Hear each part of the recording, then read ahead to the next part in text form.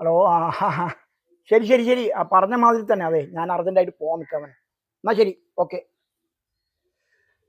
ഒരു മിനിറ്റ് അജയനെ, ഒരു മിനിറ്റ്. ഇങ്ങനെ പോകാൻ നിൽക്കുക.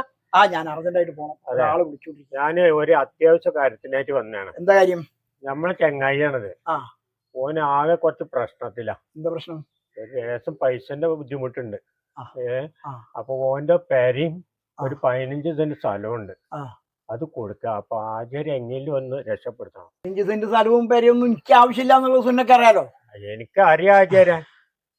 പിന്നെ ഇപ്പൊ എന്താ, എവിടെയാണ് ഇപ്പൊ ഏകദേശം സ്പോട്ട് എവിടെയാണ്? ഇത് ഇവിടെ മറ്റേ ഒരിങ്കലാണ്. ഒരിങ്കല് റോഡാ? ആ റോഡ് വക്കാണ്. എന്താ ചോദിക്കണത്? 75 ഉറുപ്പ്യ പറയുന്നുണ്ട്. ഒരു 70 ഉറുപ്പ്യാണ് കൊടുക്കായിരുന്നു. അജിക്ക ഗൾഫിലൊരു ബിസിനസ് ആയിരുന്നു. ഇത് ഇപ്പൊ ആകെ പൊട്ടിപ്പോയി.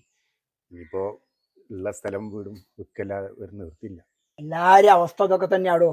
ഈ കാണുന്നതൊക്കെ ഉള്ളൂ. കാണുന്ന പവറും പത്രാസും ഒഴിച്ച് വേറെ ഒന്നും വല്ലാതെ കയ്യിലില്ല. പിന്നെ സുന്ന അണക്കറിയണതല്ലേ, ഗതി കെട്ടോനെ ചവിട്ടി താത്തണം ശരിയല്ലല്ലോ.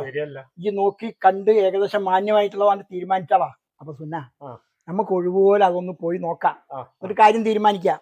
ഈ ബേജാറാകണ്ട, പരിഹരിക്കപ്പെടാൻ പാടില്ല ഒരു പ്രശ്നം. വലൈക്കും അസ്സലാം. പോവാൻ നിൽക്കണോ? ഞാൻ ലേശം അർജന്റ് ഉണ്ട്. എന്തേ? എന്റെ മോളെ കല്യാണം പറയാൻ വന്നേ. ശരി, നല്ല കാര്യം. കല്യാണല്ലേ, നടക്കട്ടെ. സുന്നാക്ക എന്തെങ്കിലും കച്ചവടം ഉണ്ടാവൂലേ ആചാര്യായിട്ട്? ഞാൻ മൂപ്പരേറ്റേ ഇയാളൊരു വീടുണ്ട്, അത് കച്ചവടാക്കാൻ വേണ്ടി വന്നേ. എനിക്ക് ആളെ ശരിക്കാണ്ട് മനസ്സിലായില്ല. എന്നാ കല്യാണം? ഈ മാസം 28-ാം തീയതി. ആചാര്യ എനിക്ക് ആളെ മനസ്സിലായില്ലേ? നമ്മളെ കൊപ്ര മൈമുട്ടിയാക്കാന്റെ മോനാണതേ. മലയിലെ കൊപ്ര മൈമുട്ടിയാക്കാന്റെ മോൻ. മൂപ്പര് കഞ്ഞും വെള്ളം കുടിക്കാതെ കുറെ ഉണ്ടാക്കിയിട്ടുണ്ടല്ലോ, അതുകൊണ്ട് പ്രശ്നമൊന്നുമില്ല. വീച്ചു പോവാല്ലേ? ആചാര്യ ഇപ്പൊ ഒന്നുമില്ല. ഇപ്പൊ ഇപ്പം തന്നെ താമസിന് വാടക വർക്കണേ. എങ്ങനെ വാടക താമസിക്കാതിരിക്കുക? ആ തന്ത തിന്നാതെയും കുടിക്കാതെയും ഉണ്ടാക്കിയ മോല ഇവ കുടിച്ചു കളഞ്ഞില്ലേ? ഇല്ലടാ, അതൊക്കെ ഓരോരുത്തരുടെ വ്യക്തി സ്വാതന്ത്ര്യം അല്ലടോ. ഈ അതിലൊന്നും ഇടപെടണ്ട. പിന്നെ കല്യാണത്തിന് ഞാൻ എന്തായാലും വരാം കേട്ടോ. എന്നാ ശരി. അജയരെ, നിങ്ങൾ കണ്ടറിഞ്ഞ് സഹായിക്കണം. ഇവന്റെ അടുത്ത് ഒരു നയ പൈസ അല്ല, വെറും പല്ലും ചിരി മാത്രമേ ഉള്ളൂ. ഒരു പൈസ ഇല്ല ഇവന്റെ അടുത്ത്. നിങ്ങളുടെ അടുത്താണ് കല്യാണം പറിച്ചത് തുടക്കം കുറിച്ചത് ഞങ്ങൾ ആദ്യമായിട്ട്. മകളെ കല്യാണമായിട്ട് ഒന്നും കയ്യിലില്ലേ?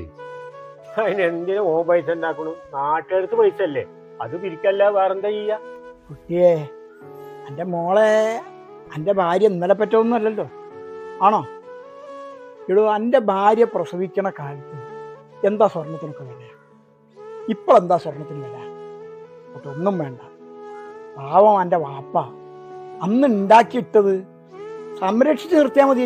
വേറെ ഒന്നും ചെയ്യണ്ട. ഈ അയിമിലേറെ ഉണ്ടാക്കൊന്നും വേണ്ടില്ല. ആരെ നേരം കയ്യാട്ടാതെ നല്ല നിലക്ക് മാന്യമായിട്ട് എൻ്റെ മോളെ നമുക്ക് ഇറക്കി വിട്ടു കൊടുത്തുകൂടേനോ? പൈസക്കാർ കല്യാണം നടത്തുന്നത് കണ്ടിട്ട് അതനുകരിക്കരുത്.